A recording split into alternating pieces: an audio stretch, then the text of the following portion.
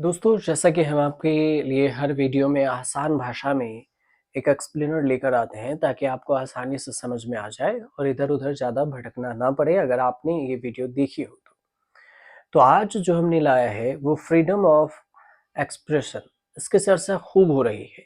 गुजरात के जामनगर में आयोजित एक सामूहिक विवाह का कार्यक्रम था और इस समारोह में कथित तौर पर भड़काऊ गीत के लिए कांग्रेस के एक सांसद हैं इमरान प्रतापगढ़ी, उनके खिलाफ 3 जनवरी को एक एफआईआर दर्ज हुई थी। इमरान प्रतापगढ़ी ने जो एफआईआर रद्द करने की मांग को लेकर सुप्रीम कोर्ट में याचिका दायर की और सुप्रीम कोर्ट ने जिस एक चीज का जिक्र किया उस चीज के बारे में बताना जरूरी था। गुजरात पुलिस की ओर से सॉलिसिटर जनरल तुषार मेहता पेश हुए थे और इमरान प्रतापगढ़ी की ओर से सीनियर वकील और कांग्रेस के पूर्व नेता कपिल सिब्बल ने दलील रखी। तो इस दलील में जिसको सुप्रीम कोर्ट ने पहले नसीहत दी है उसको समझिए। इस दौरान सुप्रीम कोर्ट ने गुजरात पुलिस को नसीहत देते हुए कहा कि संविधान लागू होने के 75 साल बाद तो कम से कम पुलिस को बोलने और अभिव्यक्ति की स्वतंत्रता को समझना चाहिए। सॉलिसिटर जनरल तुषार मेहता ने इस पर कहा कि सड़क छाप किस्म की जो कविता थी इसे फैज अहमद फैज जैसे प्रसिद्ध शायर और लेखक से नहीं जोड़ा जा सकता। उन्होंने कहा कि जो सांसद का वीडियो है उस संदेश से परेशानी पैदा हुई है। तो आखिर पुलिस को गुजरात पुलिस को फटकार भी लगाई सुप्रीम कोर्ट ने। ये न्यायमूर्ति अभय एस ओका और न्यायमूर्ति उज्जवल भुइयां की पीठ थी और इसी पीठ ने संविधान के अनुच्छेद 19(1)(a) के तहत बोलने और अभिव्यक्ति की स्वतंत्रता के मौलिक अधिकार को संरक्षित करने के महत्व को अंडरलाइन किया। अब न्यायमूर्ति ओका ने कहा कि जब बोलने अभिव्यक्ति की स्वतंत्रता की बात आती है तो इसे संरक्षित करना होगा। प्राथमिकी दर्ज करने से पहले मतलब एफआईआर दर्ज करने से पहले पुलिस को कुछ संवेदनशीलता दिखानी होगी। उन्हें संविधान के अनुच्छेद को पढ़ना और समझना चाहिए। संविधान लागू होने के 75 साल बाद भी कम से कम पुलिस को अभिव्यक्ति की स्वतंत्रता को समझना होगा। इस बात का उन्होंने जिक्र किया। लेकिन जिस आर्टिकल्स की जिक्र हुई है और ये अभिव्यक्ति की जो स्वतंत्रता है इसका जिक्र है, तो फिर ये आखिर क्या है अभिव्यक्ति की स्वतंत्रता, इसे समझना जरूरी था। भारतीय संविधान के जो अनुच्छेद है 19(1)(a), इसके तहत देश के सभी नागरिकों को बोलने और अभिव्यक्ति की आजादी मिलती है। इस अनुच्छेद के तहत नागरिक अपने विचारों और विश्वासों को मौखिक रूप से लेखन के जरिए मुद्रण, चित्र या किसी अन्य तरीके से व्यक्त कर सकता है। अनुच्छेद 1(a)(b) में सभी नागरिकों को बिना हथियार के शांतिपूर्ण रूप से एकत्र होने का भी मौलिक अधिकार है और इस प्रकार विरोध के अधिकार को संविधान के तहत एक मौलिक अधिकार के रूप में भी मान्यता प्राप्त है और इसका जिक्र भी सुप्रीम कोर्ट ने किया। अब संविधान के जो अनुच्छेद 19(1)(a) और 19(1)(b) के तहत जो ऊपर बताया हमने आपको, उसमें ये दायरे में अछूते और असीमित नहीं है। इन पर भी युक्तिपूर्ण तरीके से बैन लगाए गए हैं। राज्यों को दो आधार पर एकत्रित होने के अधिकार पर बैन लगा सकता है। जैसे पहला कि भारत की संप्रभुता और अखंडता और दूसरा संबंधित क्षेत्र में यातायात के रखरखाव सहित सार्वजनिक व्यवस्था हो तो जाकर ये बैन हो सकती है। तो फिर क्या है भारत के संविधान में अनुच्छेद 19 जिसका जिक्र हुआ?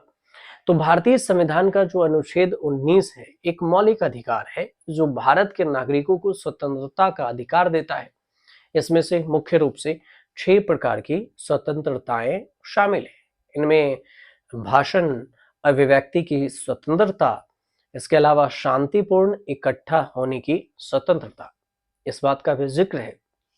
संघ बनाने की स्वतंत्रता है, आंदोलन की स्वतंत्रता है, देश के किसी भी हिस्से में रहने और बसने की स्वतंत्रता है। ये सब कुछ इसमें शामिल है आर्टिकल 19 में। देश के सभी नागरिकों के लिए जो अधिकार बनाए गए हैं उसमें से यह अधिकार एक लोकतांत्रिक समाज के कामकाज और व्यक्तिगत अधिकारों और स्वतंत्रता की सुरक्षा के लिए आवश्यक भी है।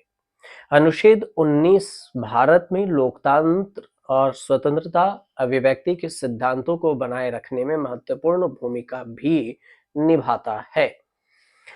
अब देखिए, अनुच्छेद 19 का इतिहास थोड़ा समझ लेते हैं। 1947 में भारत को आजादी मिलने से पहले जब भारत ब्रिटिश शासन के अधीन था, उस समय ब्रिटिश सरकार ने बहुत सारे ऐसे कानून और नियम बनाए जिन्होंने भारतीय लोगों की नागरिक स्वतंत्रता को पूरी तरीके से खत्म कर दिया था।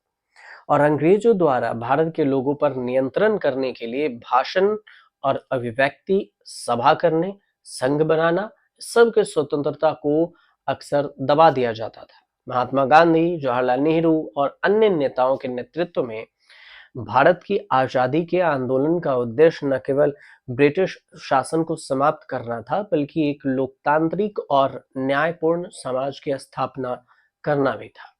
और इस सब चीजों का जिक्र संविधान में इसलिए भी हुआ क्योंकि उन्होंने इस सारे चीजों को देखा। आजादी मिलने के बाद भारत ने राष्ट्र पर शासन करने के लिए एक नए संविधान का ड्राफ्ट तैयार किया और इसकी जो शुरुआत हुई वो डॉक्टर बी.आर. अम्बेडकर की अध्यक्षता में हुई। संविधान सभा ने संविधान को एक ड्राफ्ट बनाकर तैयार किया, महत्वपूर्ण भूमिका निभाई और भारतीय लोग लंबे समय से जिस स्वतंत्रता के लिए तरस रहे थे, उसे स्थापित करने और उसकी रक्षा करने के लिए संविधान में अनुच्छेद 19 को शामिल किया गया। और यहीं पर ये संविधान 19 का जिक्र होता है जिसमें बोलने, लिखकर एक्सप्रेस करने की आजादी है। अब अनुच्छेद 19 के तहत 6 स्वतंत्रताएं हैं। क्या क्या है? तो अनुच्छेद 19 के तहत जो 6 स्वतंत्रताएं दी गई है, उसमें अगर एक-एक करके अगर आप समझे तो सबसे पहले आपको समझ में आएगा। सबसे पहला है कि भाषण और अभिव्यक्ति की स्वतंत्रता।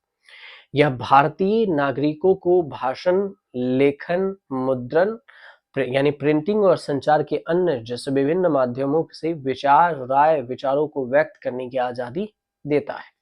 ये पहले स्वतंत्रता है जिसका जिक्र हमने किया। दूसरा चलते हैं, शांतिपूर्ण तरीके से इकट्ठा होने की स्वतंत्रता। ये दूसरी बात। देश में सभी नागरिकों को सार्वजनिक व्यवस्था, पब्लिक जो एक रिक्वायरमेंट है वो सुरक्षा और फिर नैतिकता, इसके हित में राज्य द्वारा लगाए गए उचित प्रतिबंधों के अधीन बिना हथियारों के किसी जगह पर शांतिपूर्ण तरीके से इकट्ठा होने का अधिकार है। ये दूसरा स्वतंत्रता। तीसरी जो स्वतंत्रता है, संघ या फिर यूनियन बनाने की स्वतंत्रता। नागरिक को संघ या संगठन बनाने की अनुमति है जो राजनीतिक हो, सामाजिक हो, आर्थिक हो, कई तरह से हो सकते हैं। उसके बाद चौथा है कि भारत के पूरे क्षेत्र में स्वतंत्र रूप से घूमने की स्वतंत्रता, कहीं भी घूम सकते हैं भारत में। भारतीय नागरिकों को सुरक्षा, सार्वजनिक व्यवस्था या दूसरों के अधिकार की सुरक्षा के लिए राज्य द्वारा लगाए गए उचित प्रतिबंधों के अधीन देश के भीतर स्वतंत्र रूप से घूमने का अधिकार भी है। और पांचवी बात कि भारत के किसी भी हिस्से में निवास करने और बसने की स्वतंत्रता। यह अधिकार सुनिश्चित करता है कि नागरिक भारत के किसी भी हिस्से में निवास कर सकते हैं और बस सकते हैं। निवास में किसी भी पेशे हो, व्यवसाय हो या व्यापार हो, इस सब को अपनाने की स्वतंत्रता है। ये छठी बात है। इसी के तहत सभी नागरिकों को किसी भी पेशे, व्यवसाय, व्यापार करने या चुनने का अधिकार भी है। तो कुल मिलाकर ये जो 6 स्वतंत्रताएं थी, वो आर्टिकल 19 में इसका जिक्र है। और इसी को कोर्ट ने बोला कि 19 को पढ़ लेना चाहिए कि अगर किसी ने कविता बोली है तो आप उस पर दफा नहीं लगा देंगे, आप उस पर एफआईआर नहीं दर्ज कर देंगे। उसे बोलने और लिखने और कहने की आज़ादी है। और इस तरह से जो कांग्रेस के नेता इमरान प्रतापगढ़ी हैं, उनके कविताओं को के सपोर्ट में सुप्रीम कोर्ट ने गुजरात पुलिस की लंका लगा दी। तो कुल मिलाकर उम्मीद करते हैं कि आपको ये जानकारी सब पहुंच गई हो और अच्छी लगी हो। अगर लगी हो, जानकारी सही लगी हो, तो हमारे चैनल को सब्सक्राइब कीजिए, शेयर कीजिए, कमेंट कीजिए।